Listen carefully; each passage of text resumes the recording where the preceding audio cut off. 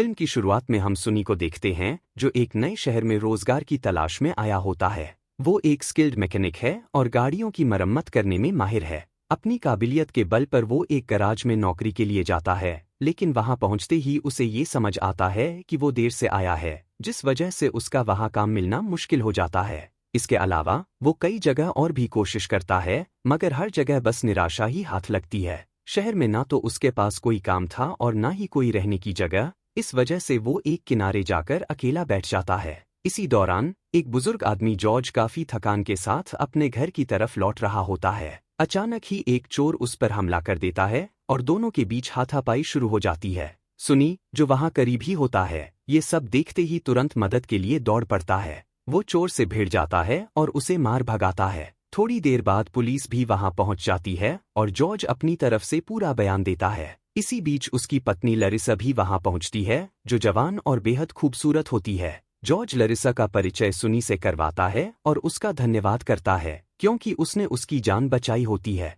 सुनी वहां से जाने ही वाला होता है कि जॉर्ज उसे रात के डिनर पर आने का निमंत्रण देता है। सुनी ये सोचकर मान जाता है कि ये उसके लिए एक अच्छा मौका हो सकता है। डिनर के दौरान वो जॉर्ज से कहता है कि वो यहाँ एक मैकेनिक की नौकरी की तलाश में आया था, लेकिन अब तक उसे कहीं भी कोई सफलता नहीं मिली। ये सुनकर जॉर्ज बताता है कि उसका अपना एक गैराज है और उसे एक अच्छे मैकेनिक की जरूरत है। ये सुनकर सुनी तुरंत काम के लिए हाँ कर देता है। अगले दिन जॉर्ज उसका गैराज दिखाता है और सुनी को काम की जानकारी देता है। वो उसे एक कार भी दिखाता है जो वो अपनी पत्नी लरिसा के लिए बना रहा होता है। लेकिन सबसे बड़ी समस्या ये होती है कि उस गाड़ी का कार्बोरेटर नहीं मिल रहा था। इस वजह से जॉर्ज सुनी को कहता है कि वो कहीं से इसका कार्बोरेटर ढूंढ कर लाए। सुनी मन लगाकर काम करना शुरू कर देता है, लेकिन इसी बीच वो महसूस करता है कि लरिसा चुपके से उसे देख रही है। ये बात सुनी भी महसूस करता है और समझ जाता है कि लरिसा उसके प्रति आकर्षित है। इस वजह से अब वो भी उसकी तरफ बार बार नजर डालने लगता है। ये सिलसिला कई दिनों तक चलता है और एक दिन लरिसा खुद सुनी के पास आकर कहती है कि अगर उसने इसे देखना बंद नहीं किया तो वो उसे काम से निकाल देगी। सुनी को इस धमकी का कोई असर नहीं होता। उल्टा वो उससे ये सवाल पूछ लेता है कि इतनी खूबसूरती के बावजूद उसने एक बुजुर्ग आदमी से शादी क्यों की। इस पर लरिसा गुस्से से जवाब देती है कि दोनों एक दूसरे से सच्चा प्यार करते हैं, इसलिए उनकी शादी हुई है। उसके बाद वो सुनी को एक और बार चेतावनी देती है कि फिर कभी उसे इस तरह ना देखे और फिर वहां से चली जाती है। लेकिन सुनी फिर भी उसे देखना बंद नहीं करता। धीरे धीरे लरिसा भी इस अटेंशन को एंजॉय करने लगती है। एक शाम जब जॉर्ज और सुनी शराब पी रहे होते हैं, तभी सुनी बर्फ लेने के लिए किचन में जाता है, जहां लरिसा भी होती है। इस बार सुनी उसके करीब आता है और लरिसा भी उसे दूर नहीं करती। अगले दिन जब जॉर्ज गैराज में आता है तो सुनी उसे बताता है कि उसने कार के लिए कार्बोरेटर ढूंढ लिया है। ये सुनकर जॉर्ज बहुत खुश हो जाता है और जल्दी से उसे लेने के लिए निकल पड़ता है।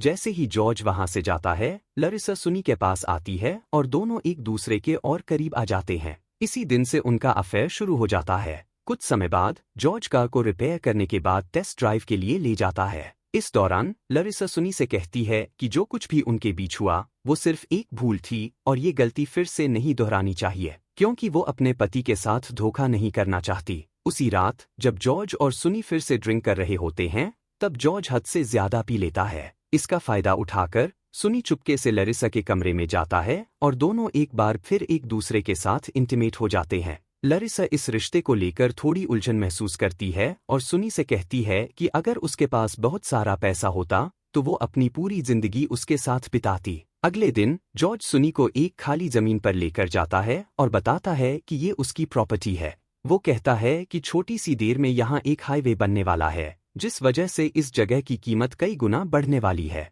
वो अपने सपने के बारे में बताता है कि यहाँ एक मोटर रेसिंग स्टेडियम बनाएगा, जिससे उसका बहुत पैसा कमाने का प्लान है। थोड़ी देर बाद सुनी लरिसा को उसी जगह पर लेकर जाता है और उसे जॉर्ज का पूरा प्लान बताता है। ये सब सुनकर लरिसा एक नया प्लान बनाती है। वो कहती है कि अगर उन्हें एक साथ रहना है तो जॉर्ज को अपने रास्ते से हटाना होगा। ये सुनकर सुनी एक पल के लिए चौंक जाता है, क्योंकि इसका मतलब ये था कि लरिसा उसे अपने पति का मर्डर करने के लिए कह रही थी। वो इस बात को साफ साफ मना कर देता है। अगले दिन जब जॉर्ज लरिसा को अपने नए स्टेडियम का नाप दिखा रहा होता है, तब लरिसा उसके गले लग जाती है। ये देखकर सुनी के अंदर जलन उठती है क्योंकि अब उसके भी दिल में लरिसा के लिए जज्बात उठने लगे थे। उसी रात सुनी फिर से लरिसा के पास जाता है, लेकिन इस बार लरिसा उसे रोक लेती है। वो साफ कह देती है कि जब तक उसका पति जिंदा है तब तक वो उसके साथ नहीं रह सकती। ये सुनकर सुनी अंदर ही अंदर समझ जाता है कि अगर उसे लरिसा को पाना है तो उसके रास्ते का एक बड़ा रुकावट जॉर्ज हटाना होगा। अगले दिन सन्नी लारिसा को गराज ले जाता है, जहां दोनों मिलकर जॉर्ज को खत्म करने की योजना बनाते हैं।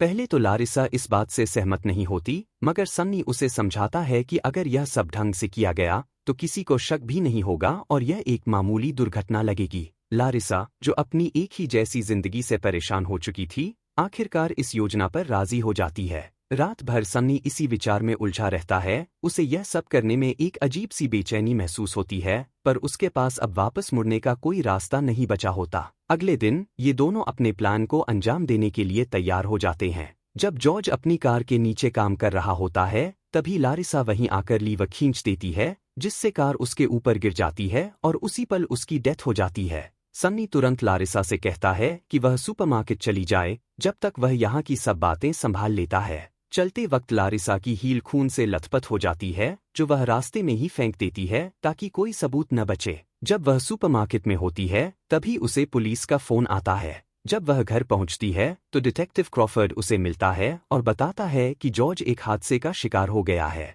लारिसा यह खबर सुनकर रोता धोता दिखावा करती है ताकि किसी को शक न हो। अगले सीन में डिटेक्टिव क्रॉफर्ड अपने पार्टनर से इस मामले पर बात करता है। उसे लगता है कि जॉर्ज की डेथ एक एक्सीडेंट नहीं बल्कि साजिश है और शक के दायरे में सबसे पहले सन्नी और लारिसा ही आते हैं। मगर क्योंकि उनके पास इस बात का कोई एविडेंस नहीं होता, वे फिलहाल चुप रहते हैं। इसी बीच सन्नी और लारिसा मिलकर उस हील को ढूंढ निकालते हैं जिसमें खून के निशान होते हैं और बिना वक्त गवाए उसे जला देते हैं। कुछ देर बाद पुलिस आसपास तलाशी लेने आती है, लेकिन क्योंकि दोनों हर सबूत मिटा चुके होते हैं, उन्हें कुछ हाथ नहीं लगता। अगले दिन डिटेक्टिव सन्नी से सवाल जवाब करने के लिए आते हैं। ऐसे ही कुछ दिनों तक तहकीकात चलती है और फिर एक दिन डिटेक्टिव लारिसा को कॉल करके कहते हैं कि अगले दिन सुबह उसे और सन्नी को पुलिस स्टेशन बुलाया गया है। लेकिन सुबह होने से पहले ही डिटेक्टिव्स लारिसा के घर पहुंच जाते हैं और वहां की तलाशी लेने लगते हैं। इसी दिन क्रॉफर्ड दोबारा सन्नी से मिलता है और बताता है कि जॉर्ज की डेथ एक बार नहीं बल्कि 2 बार गिरने की वजह से हुई थी। यह सुनकर सन्नी चुप रहता है और कहता है कि उसे इस बारे में ज्यादा याद नहीं है। इसके बाद डिटेक्टिव्स उन्हें वहीं छोड़ देते हैं। जब सन्नी और लारिसा वापस घर लौट रहे होते हैं, तब लारिसा का मन बहुत घबरा रहा होता है। उसे लगता है कि वे दोनों किसी भी वक्त पकड़े जा सकते हैं, लेकिन सन्नी उसे तसल्ली देता है कि डरने की कोई बात नहीं है। इसी दौरान लारिसा एक बड़ा खुलासा करती है। वह सन्नी को बताती है कि वह मां बनने वाली है। यह सुनकर सन्नी इतना खुश होता है कि सारी टेंशन भूल जाता है। रात भर सन्नी इसी बारे में सोचता रहता है और अगले दिन बिना किसी को बताए पुलिस स्टेशन जाकर कबूल कर लेता है कि जॉर्ज की डेथ का जिम्मेदार वही है। वह यह भी कहता है कि लारिसा का इसमें कोई हाथ नहीं था और वह उसे बचाने के लिए यह सब अपने सर ले रहा है। इधर जब लारिसा की नींद खुलती है तो उसे एक चिट्ठी मिलती है जो सन्नी ने लिखी होती है। उसमें लिखा होता है कि जब वह पैदा हुआ था तब उसके माँ बाप जेल में थे और वह नहीं चाहता कि उनका बच्चा भी जेल में पैदा हो। इस वजह से वह अपने आप को कानूनी फांसी देने जा रहा है। कई महीने गुजर जाते हैं और अब जॉर्ज का मोटर रेसिंग स्टेडियम तैयार हो चुका होता है, जिसे लारिसा चला रही होती है। यह बिजनेस काफी सफल हो जाता है और उसके पास अब धन दौलत की कोई कमी नहीं होती। दूसरी तरफ सन्नी जेल में होता है और लारिसा उससे अक्सर एक बच्चे की तस्वीरें भेजती है, जिसे देखकर सन्नी मन ही मन खुश होता है। मगर फिर एक बड़ा सच सामने आता है। लारिसा कभी मां बनी ही नहीं थी। जो तस्वीरें सन्नी को भेजी गई थी वह किसी और के बच्चे की थी और सिर्फ एक नाटक था। यहाँ तक कि हम लारिसा को एक अजीब आदमी के साथ देखते हैं और यह वही लड़का होता है जो फिल्म की शुरुआत में जॉर्ज पर हमला करने वाला था। असल में लारिसा और उसका यह असलियत वाला साथी पहले से ही एक दूसरे से जुड़े थे और जॉर्ज को पहले ही मारने का प्लान था। लेकिन सन्नी बीच में आकर उस प्लान को बिगाड़ देता है, जिस वजह से लारिसा को एक नए तरीके से यह खेल खेलना पड़ा। अंत में हम देखते हैं कि सन्नी को फांसी देने के लिए ले जाया जा रहा है। वह लारिसा की सच्चाई जाने बिना ही अपनी जिंदगी गंवा देता है। इसी के साथ यह कहानी यहीं समाप्त हो जाती है।